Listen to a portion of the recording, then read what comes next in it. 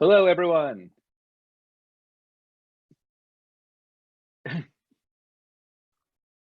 So thanks so much for joining Beyond Zoom. I think you're in for a big treat today. We have a really wide range of teaching and research experiments for you to hear about.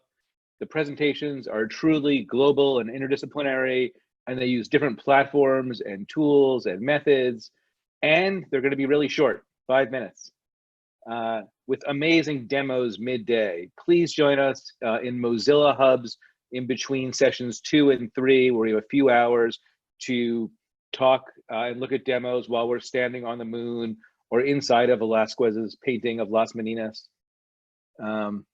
You really don't want to miss any of that. I just want to quickly thank our incredible organizing committee for the conference, John Bell, Barbara Knopf, and Mark Williams from Dartmouth, Rebecca Stein and the Online Learning Initiative team at Penn. And I really want to thank James Goodrich for all of the technical help he's going to be giving us throughout the day.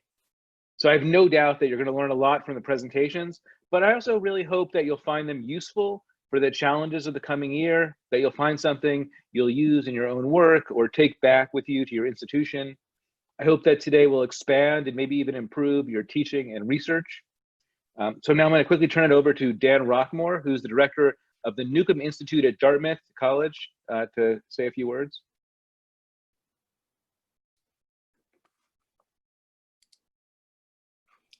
It worked. Dan, are you there? There you are. There I am. Hi, everybody. So about a year and a half ago, I guess, we convened a little meeting here at Dartmouth. Just it was a little bit of an experiment. XR seemed like it was taking off.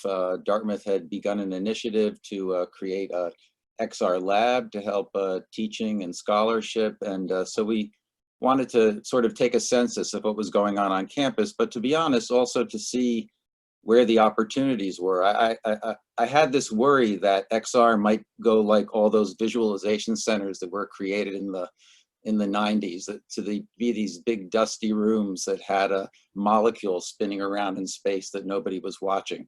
So we wanted to see if there was something there. We had a pretty interesting meeting. And some stuff started, but then there's nothing like a pandemic to focus your attention. People were clearly starting to use, I mean, by necessity, they had to do quite a lot of stuff virtually, remotely, and there were certainly things lacking in the remote experience, and that was kind of where, at least from our end, things began. John Bell really wrote, I chipped in a tiny bit, a wonderful proposal that was funded here from our Provost's office, as well as our Dartmouth Center for the Advancement of Learning, to, as per the title of this program today, Beyond Zoom, to see what were the XR kinds of opportunities, certainly in remote teaching, but even now as we're all doing remote conferencing, remote research, but in collaborative platforms, where could XR bring a real advantage? And where were the opportunities also to test whether or not XR was bringing a real advantage? So I'm so excited and delighted that so many people signed up for this.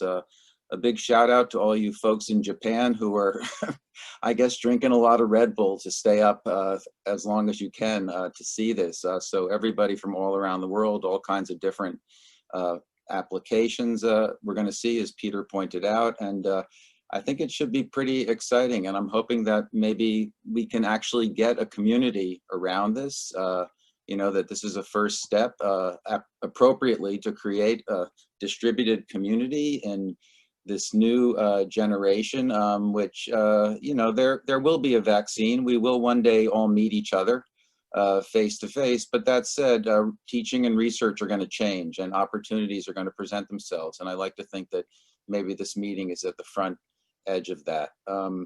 So echoing Peter, I want to give a big thanks to John, who did a ton of heavy lifting here to bring everyone together. This is really his vision. I also want to give big thanks to Kshitij Jain, a Dartmouth class of 1923, who's been working with John, supported by a Waterhouse Research Award as part of our Dartmouth undergraduate research effort, who's really helped us with our surveying and trying out a lot of the platforms. And I actually anticipate will be an asset to us going on throughout his career at Dartmouth. So thanks again to everybody. And I'm looking forward to everything we learn. So Peter, I'm tossing back to you, and let's all have fun.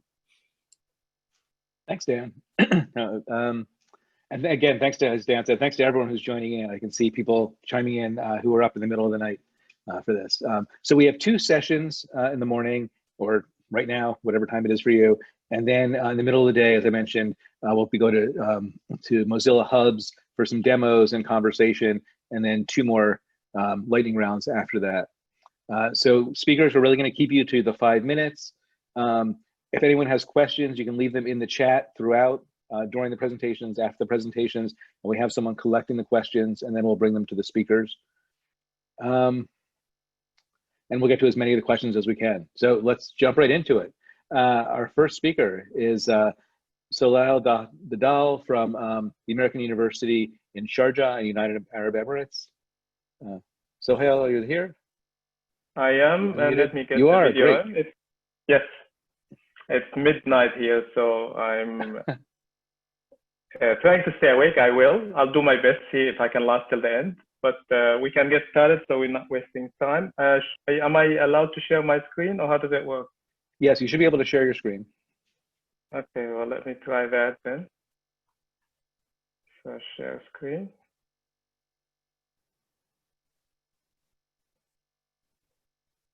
My screen, desktop, oh, PowerPoint, yeah. Okay, so is that seeing that's working? Okay. Yep, I'm going to start your 5 minutes. Okay, great. Okay, so we'll start. Yep, okay, so my presentation is really about it's a case study of an XR documentary that is basically retelling oral history of Palestine pre-1948. The idea is I use this as a segue or a way to see whether mediating history in an immersive environment would actually enhance the learning experience. And we only have 5 minutes. I won't go into the quantitative data, but I'll just give you a quick kind of overview of what I'm doing. So basically, the key premise here is, can we reimagine history using immersive media in a way that it can create presence? And we know there's a lot of research about presence in VR, and whether this presence can enhance also the distant learning of history, and whether we can engage with this content, especially for young audience, as a learning experience. I'll go and explain my project as well, and basically I'll give you one little kind of snippet of a story, and the project first went into acquiring this oral history of Palestine. And basically what we did is we interviewed a lot of elders in Palestine, spent about a few years interviewing elders, and collected so many stories. And then we wanted to reimagine this oral history. So in this case, this gentleman, this old man, tells a story of meeting one of the most famous kind of literary poet of the 19th century, Khalil Sakini, and he explains that he used to meet him in this cafe called the Vagabond Cafe in Jerusalem. And so we researched the story. We found that it's authentic, and then we actually found the actual image of the cafe from 1920s. And once we found the image and we authenticated the oral history, then we went on to reimagine this story. So what we did is we did a lot of research about what did Khalil Sakakini do in this actual cafe. And so we meshed up the oral history with actual historical facts about Khalil Sakakini and what he did in the cafe and the things he wrote in the cafe. And then we did volumetric video that actually retells a little segment of the story, and we recreated the whole cafe in a virtual environment. We recreated actually a whole section of the old city of Jerusalem where the cafe sits, and we put in Khalil Sakakini in that section, and we basically allowed users to travel in the old city a little bit and then randomly meet this volumetric video of Khalil Sakakini. and then Khalil Sakakini would tell some of the things he did in that cafe. So in a way, a lot of the aspects of this is that there was an element of reimagination. We didn't know everything about that history, and then we reimagined it based on whatever we were able to collect and filling in the little gaps. So a lot of my discussion and my research is about this idea of mediation of technology and what, for example, when you write history in a book, you might reimagine some things by using the words and the prose. And then within a VR environment, there is more reimagination as such. And then the mediation or the nature of this technology that is immersive creates some issues about the education of history, but it also has advantages of creating a presence and immersive. So there is kind of two faces to this coin, and the research is what is the value of using these immersive tools to create a presence and then retention, and also whether the reimagination of this history is actually problematic in terms of education and history. So there's a lot of questions that the research tries to uncover. This is, I'm not going to play all of this. Actually, on the website, there's a little sample. And also, if any of you want the actual VR, which is on the Oculus Go, we can, I can send you this. So I'm not going to go through the video, but it's there. And if you want it, I can send you codes to download on your VR headsets. Some of the data is this idea of when we gave about 110 students the actual project to experience, a lot of the data that was coming down is that they were feeling like they were there.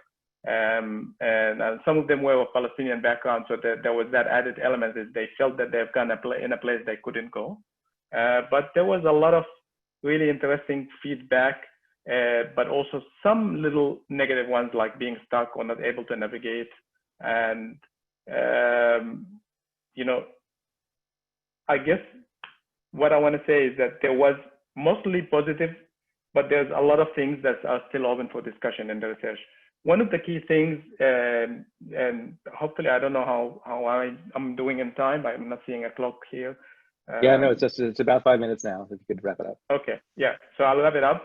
So I just want to say that there's a lot of points to discuss, but one of the key things that I found is there was a presence, there's retention, but there's a big problem, which is this early stage of immersive media. There's the novelty effect.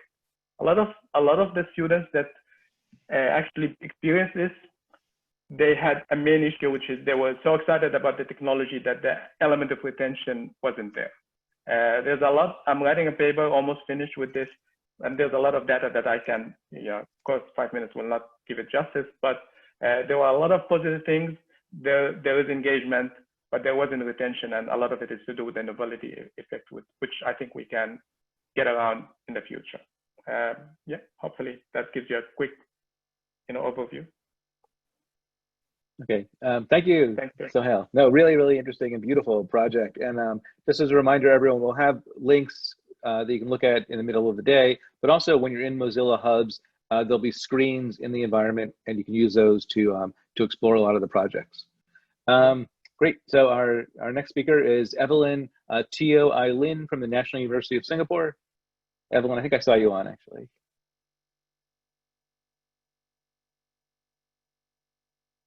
Great.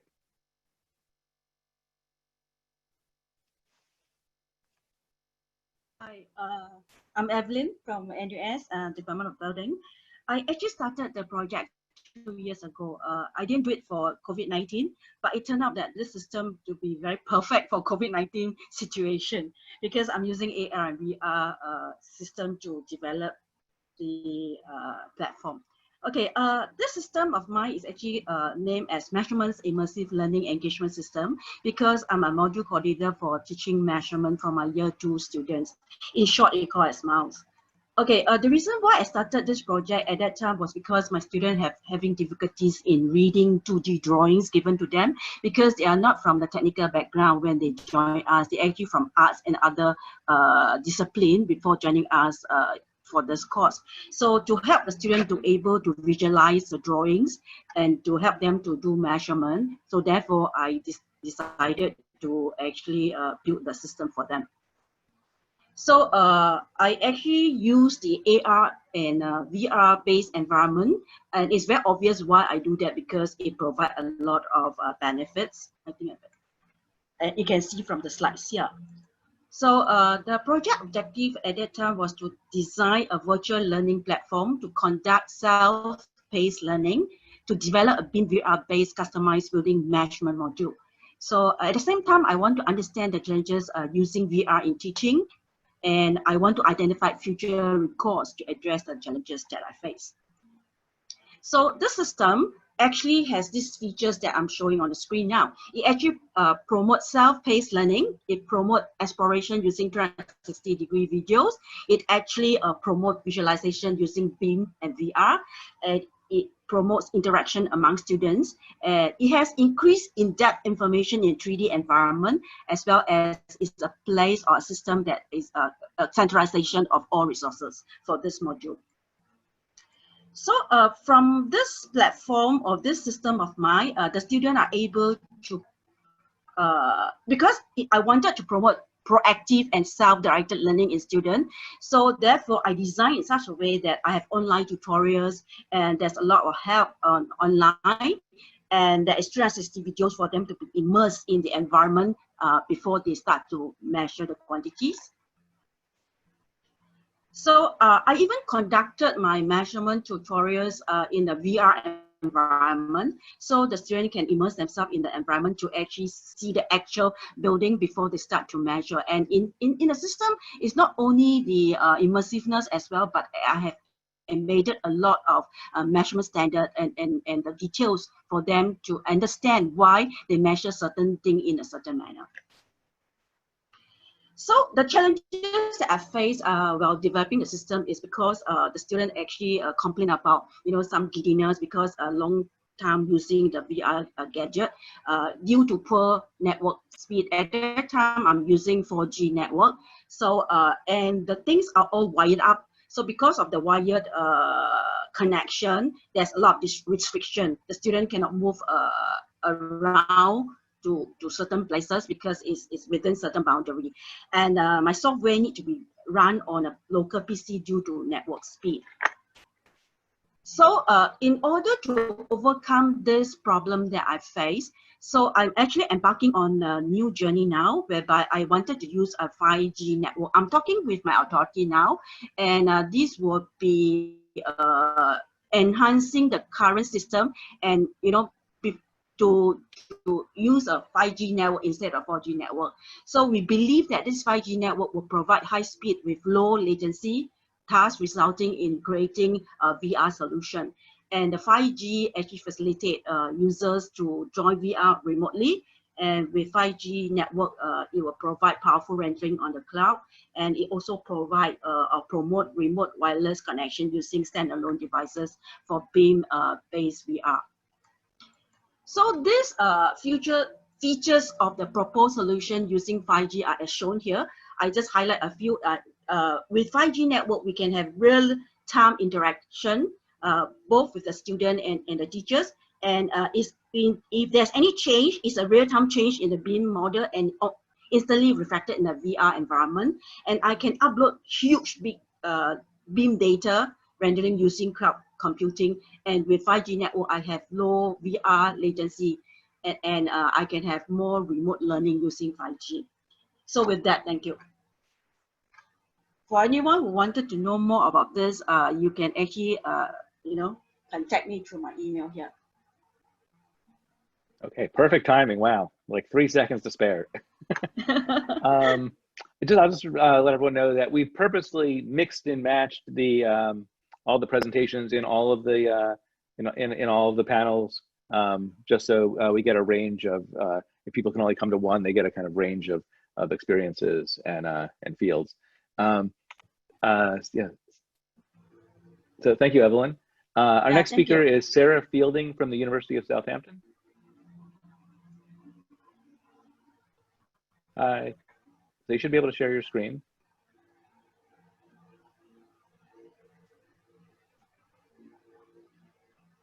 Oop, but you're muted. Okay, hopefully I'm unmuted. Oh, great, yes. Yes, great. Okay, sorry. It's my first time kind of trying to drive Zoom and do a few things. Thank you so much for setting this event up, because I've been homeschooling a couple of young children. It's now nearly 3:30 in the UK. And I've also taken on management of a team which is now front and centre with pivoting a university to online learning. So it's lovely to be able to talk about a piece of work that I did towards the end of last year. And I will do my very best to keep to time for you, as well as driving this. Now, I hope, I seem to be unable to drive. Okay. So hopefully you've got my presentation coming up. Okay, fantastic. I'll do my best to be to time, like I said. So this is a collaboration between two faculties at the University of Southampton, but also Southampton General Hospital, which is a teaching hospital, and the team that I've now taken over the management of, which is the digital learning team.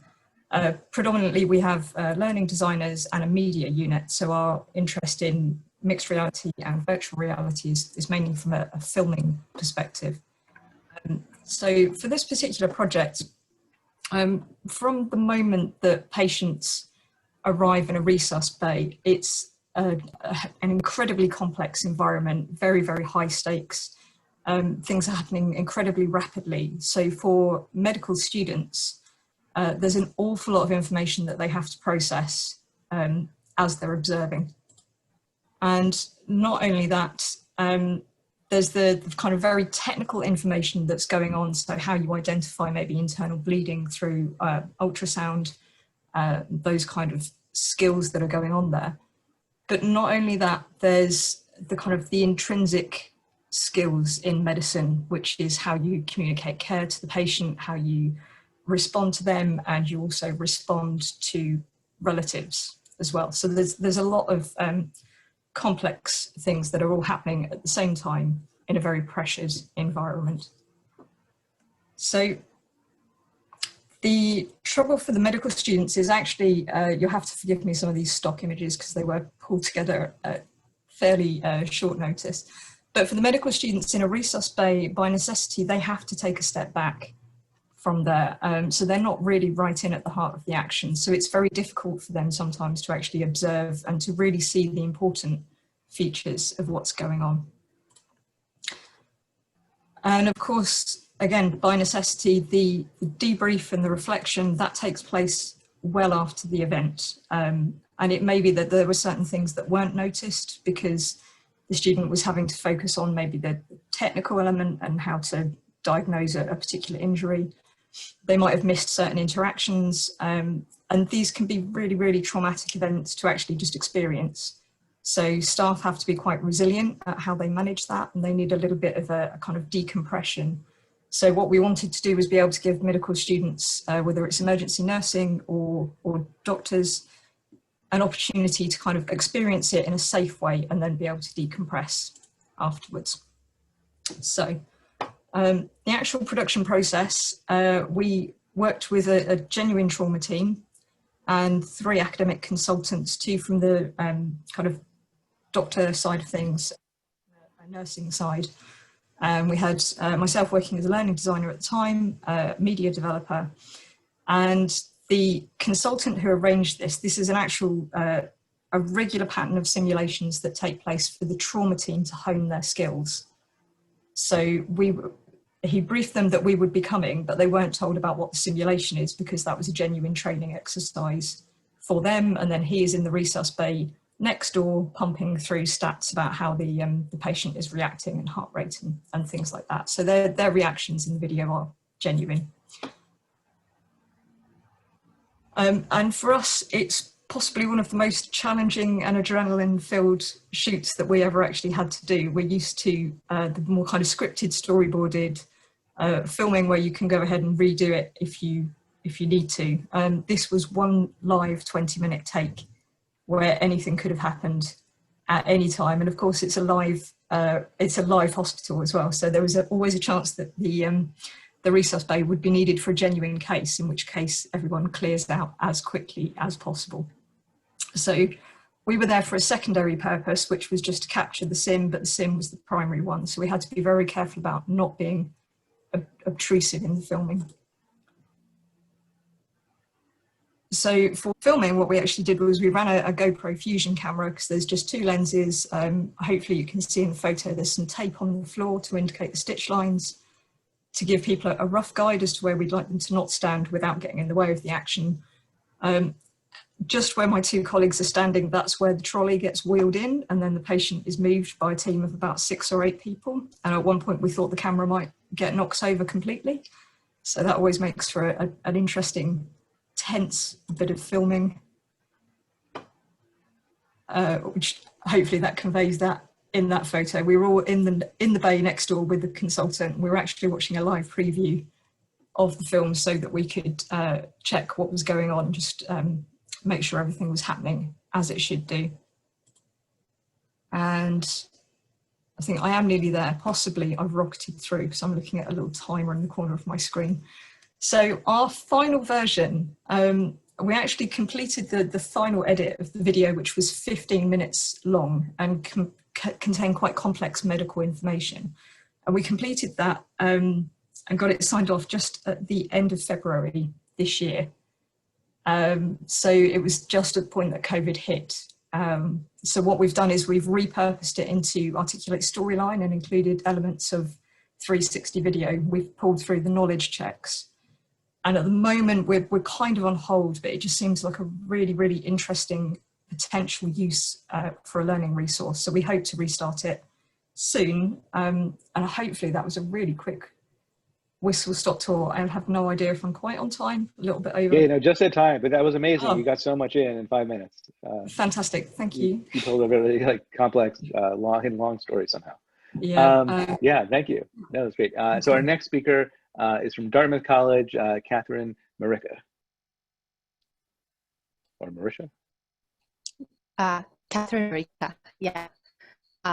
So I should be sharing my screen. Is it visible? Maybe not.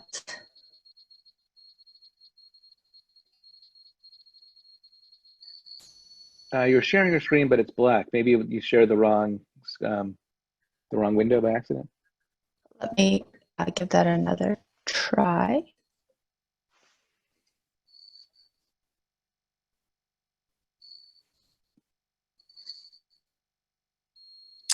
Can you see my screen? Maybe we see you're sharing your screen. Maybe it's a blank image is your first slide.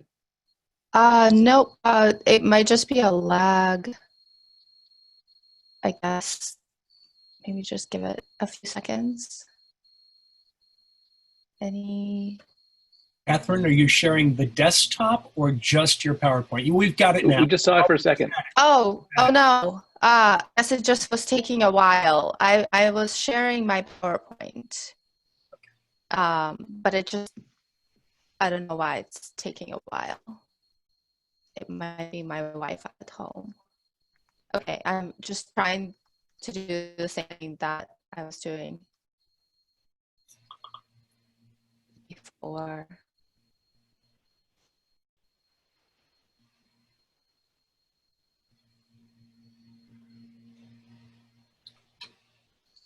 Any luck seeing my screen?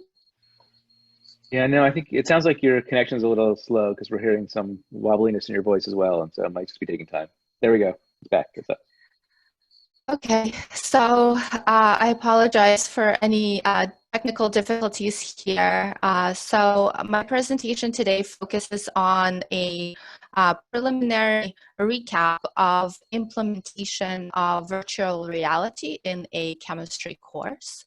A chemistry course that I typically teach here at Dartmouth is a second term of general chemistry, which focuses on fundamental chemical principles, quantum mechanics, bonding, and structure at the university level depth. And what I'm going to talk about today is basically a fully remote course where everything was done asynchronously, and we introduced a virtual reality component into this course for the first time. Normally, this course has a lot of hands-on demonstrations, and it's a very interactive course.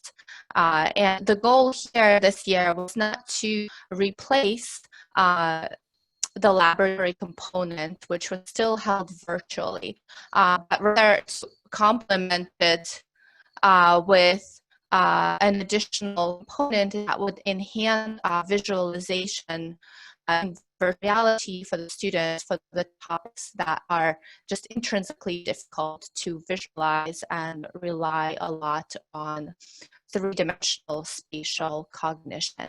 So we used a phone-based app from MEL VR. This is a company that's really spearheading VR implementation in the context of chemistry. I provide some links here if you want to check it out. And it basically works with a headset into which a cell phone is inserted, and it works with relatively inexpensive headsets. The app has a VR mode and also a 3D mode as well. And the students were offered complimentary headsets remotely, and this was all sponsored by the institute here at Dartmouth, for which we're very grateful. There were 3 assignments. One was an optional assignment on atomic structure. There was an optional discussion, and then we went to the mandatory assignment on the final exam. So first, we assessed the students in terms of whether high quality visualization was really necessary for imagining some of the course concepts. And this is just a chart here, a response from the students. Thought that atomic structure is intrinsically difficult to imagine without high quality visualization. So this is where VR intervention can really make a difference. And then there were a number of VR lessons that were assigned to the students, and then we polled their responses. And again, this was meant to enhance visualization that is intrinsically difficult, not to really replace anything in the laboratory. And so the majority of students thought that the VR component improved their understanding of atom and atomic structure. They thought that it helped them with the visualization of atomic concepts more effectively than traditional lecture. And many of them had fun. They really enjoyed the VR lessons. And from the optional discussion, we were able to get a bit more of their rationale, their experience. And for the most part, it was positive. On the final exam was a mandatory assignment where the students actually had to build molecules, 3-dimensional molecules. The VR app would name the molecule for them, so that helped students gain correct structures. And then about these structures, we asked a set of questions that probe a deeper understanding of chemistry concepts. There were additional assignments that, again, were really geared towards molecular visualization in 3D. And so these are some of the samplings of those. Overall, in the final course evaluations, the majority of the students agreed that virtual reality helped enhance 3D visualization of atomic and molecular structure. I think there's still room for improvement. There's quite a bit of neutrality and some disagreement, and better understanding of where that's coming from would be helpful in the future in terms of making this more effective. So I just want to conclude by acknowledging the sources of funding that sponsored this pilot project, and thank you for your attention.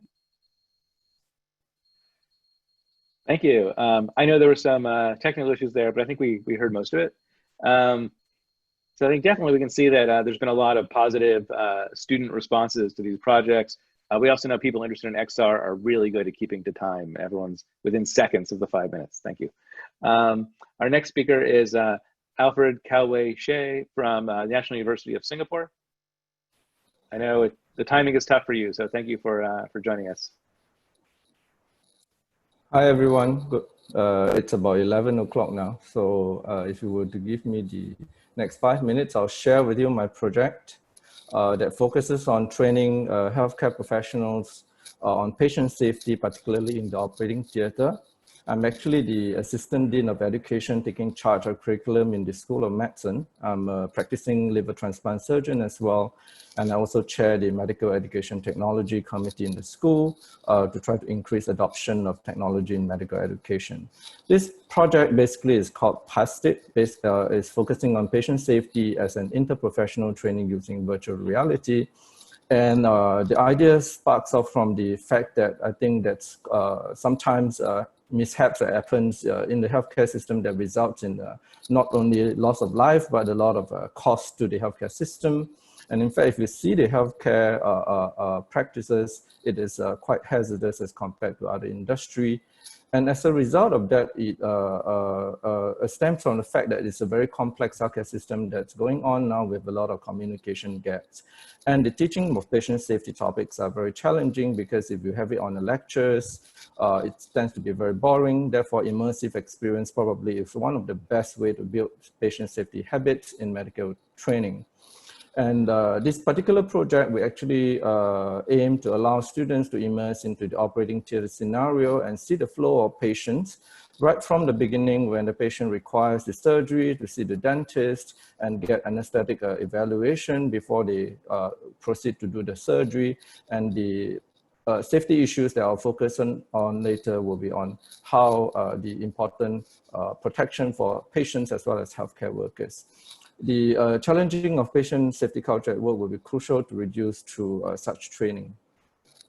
And this is particularly useful in COVID-19, especially because while our students in Singapore studying medicine are allowed back in the clinical training, but certain high-risk areas are considered out of bound. For example, the operating theater, because of the worry that the students may be exposed to aerosol generating procedures. Therefore, they are not allowed in the operating theater. Students during surgery and anesthesia are therefore only confined to areas such as the wards and the clinic. So this opportunity allows us to give the students some experience in the operating theater through the VR exposure. I'll just show you a quick video of our launch of the program recently, where students, well, you can see them wearing masks. At the same time, also we have the terminals that are about 1 to 2 meters apart so that there is sufficient space for safe distancing. And the students actually learn by immersing themselves in the virtual reality environment, learning from the pre-operative setting all the way to anesthesia evaluation. And during the surgery segment of the operation, they learn to deal with handling of shocks. And when there's a problem related to, for example, needle stick injury, what do they do? I'll quickly skip the video and go to the next slide. So the scenario essentially involves 3 main parts. The first part is actually on dental clearance, where, for example, in this case, it's actually a high-risk patient with hepatitis C, where needle stick injury would have potentially exposed the healthcare worker to infection. At the same time, also has high tendency of bleeding because the patient is going for a transplantation. At the same time, when the patient comes in for anesthesia review, what are the key things to look out for, particularly related to, for example, administration of blood products, to have a major operation like transplant where blood loss could potentially be about 3 to 4 liters, sufficient blood products should be available. And when it comes to the operating theater, we focused on important areas such as handling of shots, time out, and so on and so forth. But I will quickly run through the surgical video, which is important because it's about 3.5 minutes now. So in this particular environment, student needs to look after, for example, the fact that the patient's eyes needs to be protected under general anesthesia. At the same time, they learn about the clean and drape portion. And I'm skipping the video to show you this part is called the timeout, where the surgery needs to ensure that it's correct patient, correct procedure, the scans are all available, making sure that communications between healthcare workers such as nurses, anesthetists, and surgeons are focused on. And there are also parts where the operation has been done during the transplant and there's needle stick injury. The student need to learn what are the protocols to follow when there's needle stick injury it has occurred. And at the same time, we inserted real surgical videos that should allow the stories to have a better streamline. And lastly, the student also learned about having the specimen removed, making sure that it's been checked that there's no foreign bodies such as swab, gauzes, needles left inside the abdomen. And last but not least, when all the tasks are performed, there will be a summary of learning points. Just very quickly about the evaluation model that we created. This is part of our studies where we compare the students' performance between different faculties, because we have dental student, anesthesia student, and surgical students as well. So the students find it extremely useful to enhance their learning in patient safety, and more importantly, before the student comes for the test, come for the session, we evaluated their understanding regarding the key concepts of patient safety in our operating theater, and you can see a remarkable improvement after the game has been installed for them to learn. So just to conclude very quickly, patient safety game in this particular situation where we use VR is extremely useful to train our students to enhance their learning in patient safety. It's a difficult topic to teach, and therefore immersive environment is definitely superior compared to the conventional teaching. We are also conducting a longitudinal studies on these students. And last but not least, we will also evolve the module to involve other healthcare professionals such as the nurses and allied health in the future. And thank you for the opportunity to share on my project. Yeah, thank you. No, it's great to see some of the videos of the project. We know the difficulties of trying to talk about immersive media in 2D, but hopefully in the middle of the day, people have a chance to explore some of these projects in the way they're supposed to be seen. Just a reminder, everyone, if you have questions for individual speakers or for the whole group, please post them in the chat. There's also a conversation happening on Twitter now, and you can find the hashtag XRHigherEd in the chat as well. So our last speaker for this session, and then we should have some time for questions, is Matthew McGinty from Dresden University of Technology. Thanks for joining us, Matthew. Hello everyone, can you hear me? I will just share my screen. Here we go. Okay, hi everyone, I'm in Dresden. It's about 5 o'clock in the afternoon, a very hot summer's day. I'm going to quickly talk about a seminar I conducted this semester in response to the coronavirus. I'm the junior professor for immersive media here, so it was natural for me to ask the question, well, can any of this technology help my colleagues today with the crisis? So the question was, can existing platforms that you can buy off the shelf today help with teaching? And in particular, I wanted to focus on, can it help support the delivery of existing teaching material? So we're not talking about creating new teaching simulations or anything like that. We're talking about people who have their lectures already prepared, they have their PowerPoints and this kind of thing. Can it be used to support that? And what types of teaching activities might it help with?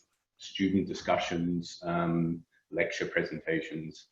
And it's indirectly, I guess the question was directly in response to, well, will it help video chat, and in which situations is it maybe more effective than video chat, because that's our current alternative.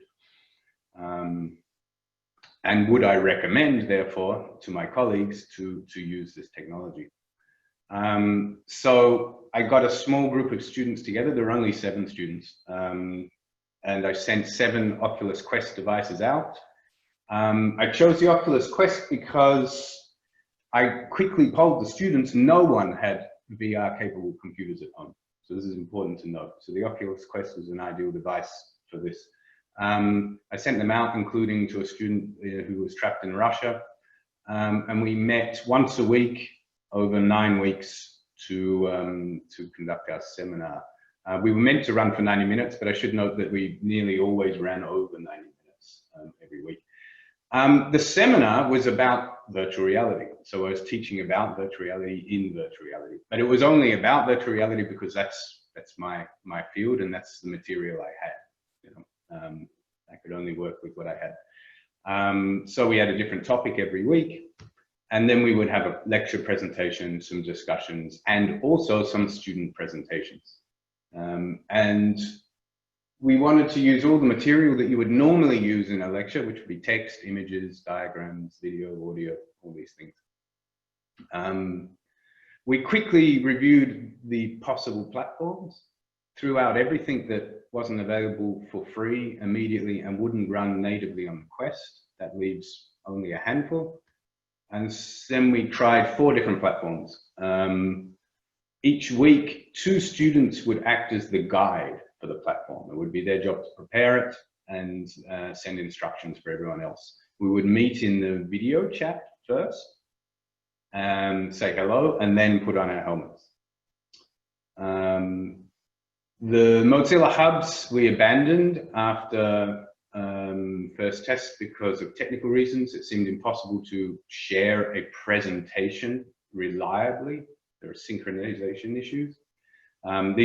And I should note that anything I say technically will surely change. I mean, the work on this stuff is going so rapidly, especially with all the interest at the moment, that we had the same problem with AltSpace VR. There was simply no way to reliably share material. I'll come back to this issue. But Engage worked to a certain degree, and probably we had the best success with spatial.io. Yeah. Okay, a few observations in my last minute. Having the photo mapped avatars helped enormously with identification. However, it was surprising to find how strong the feeling of social presence was, even with cartoon avatars. I think we were all surprised a bit by this.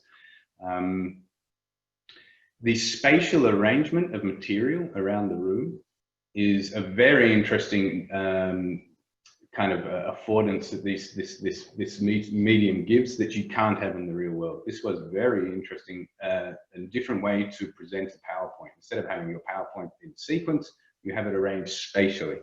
And indeed, you don't even need a PowerPoint. You just throw all the images in and arrange them around the room. And then you give your presentation walking around the room. And this was very nice. And this works very well. The student experience, it seems that students were, for me, from my experience, compared to video chat, there was a clear increase in their interactions between themselves and with the teacher. They were more willing to engage, more willing to talk and discuss. And this was also what they reported. Now, of course, this was a tiny sample size. This was also students who had an interest in VR, so you can't really draw any conclusions from this. But this was definitely clear. There was the discussions were easier. Yeah. I've got about one. I'll just finish. These are some of the problems we faced. This multiple realities one is a quite profound problem. And this is a lot of the time we would ask questions, are you seeing what I'm seeing? And this is a quite deep problem with VR, remote VR, that you cannot guarantee that everyone is seeing the same material. And if you think about this, there are no easy solutions to this, but the consequences can be quite grave, right? You don't know if your students are actually seeing the right material when you're discussing. And this was an interesting problem that I think is gonna take some real attention. Okay, can it be used today? Possibly, maybe. It needs improvement with the workflow enormously. It's best for discussions and group work and student presentations. Is it sufficiently mature for me to recommend to my colleagues? No, but very soon, I think, with the rapid work. Even since we started this 2 months ago, things have changed. So what will we do next? We'll conduct a formal study. We'll go further. We had so much fun. We'll increase it. We'll do a proper study. And indeed, all the students have asked to continue it. So we'll continue. Okay, thanks, guys. Thank you. Yeah, really, really interesting. I love this question about multiple realities. On the one hand, it's kind of an epistemological question because you don't trust the medium. But on the other hand, there may actually be different realities for different people in the space. Great, so we have about 9 minutes for questions. We have a bunch that have come up. I might actually ask the first one. and for Sarah and Alfred. Interesting to see your presentations in the same panel next to each other. And Sarah talked quite a lot about the emotional reaction of patients, of physicians, of people in the VR environment.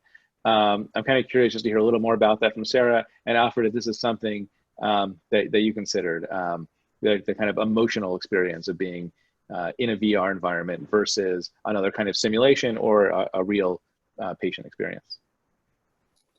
Maybe Sarah will go first.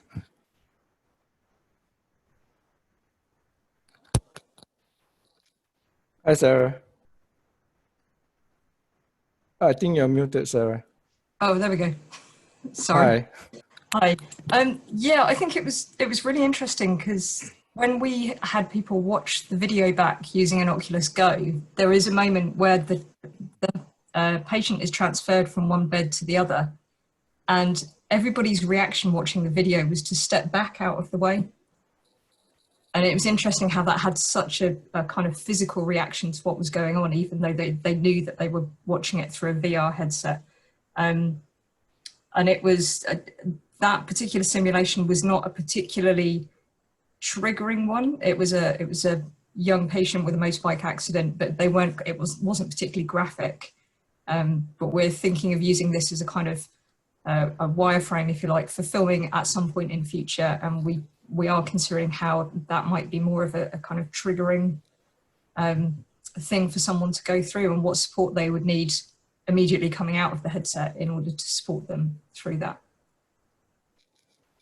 I think the emotions for the learners are extremely important to take care of, especially in the complex healthcare environment.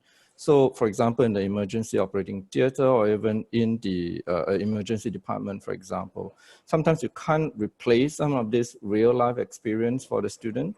But what's beautiful about using such tools is to contextualize and maybe itemize the learning points, which sometimes cannot be so easily pointed out during the real situation by itself. So you can consolidate and say that in this situation, there are 5 to 6 things that you have to pay attention to. And the beauty of this is that every learner now get a universal exposure in this area as compared to an ad hoc, opportunistic kind of exposure where sometimes some students get to see it, some students may not get to see it. Everybody has a slightly different experience. Well, the real emotion cannot be conveyed so readily by the VR technology, but I think we can use this tool to focus on the key learning points. Yeah. Yeah, no, really interesting. So there were actually a number of questions. I'm going to kind of group them together that were about equity and access for students, about using low, inexpensive headsets, and worrying about, student, internet speeds. So maybe Evelyn and Catherine, maybe you could comment on your project. So you both brought this up. How did you ensure that students had access to the platforms and could get the full experience? Hi. Okay. For my case, our student actually in a studio whereby they have the headset on, and currently we are using the wired headset, the gearset. So it is actually very restrictive for the students. Some of them were saying that they like to move around, but due to the wired connection, they can't do that. So my next project, I'll be using the 5G network, whereby it become wireless, and therefore the students are able to move around very freely. And with 5G network, we actually can have remote teaching, real remote teaching, and they can learn the measurement module at the comfort of their home. They don't really need to come to the campus anymore. Yeah. In my case, in the chemistry implementation of the VR, we use apps that I think is really optimized for low-cost VR headsets. It also has a flat mode version, so the user just needs to have a smartphone and they can go into mode and they can do all the activities without the actual VR headset, which we thought would be useful for people with visual impairment or other disabilities that will prevent them from actually using the headset. Yeah, no, thanks, Catherine. I don't know if everyone heard that, but that's a really good point. First of all, that you can just get so much functionality just from a phone, but also for people with different kinds of disabilities and responses to VR, there may be 2D flat screen ways of accessing some of the same content. Usually time for 2 more questions. So Hale, I was actually just curious personally about phrase, the word reimagining that you kept using. They were telling a story that had been imagined, and then you were reimagining it. And maybe just talk a little bit more about the idea of reimagining it, that you're working not from reality, but from an already imagined space. So Hal, still with us? Oh, can we unmute him?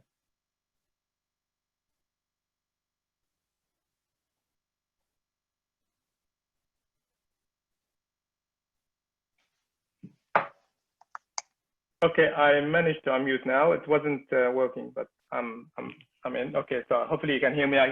Seems the video is disabled, but I'll just talk. Yeah, I think some of my research, which